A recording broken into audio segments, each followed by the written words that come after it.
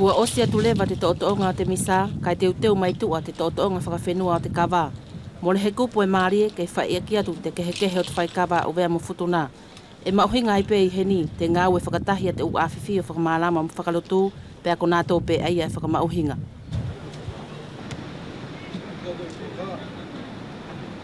Ko ngā whakaosi o te whakatapu o te Egresia Sangata Sosefo ko te katoanga. Ko ko tausio mai pe ki te malae o sausau, lau pe ki te manu e lua ngeau ne whakamori te whakatapu. Kai whewha ilai e te ukele mesi pe mo te tauhi o te ngāwe e whakaha mai hena e Futuna e more he tonu ki te ungau ai taki mo ai pe i te tui mooni. Pāla tua ngaimo!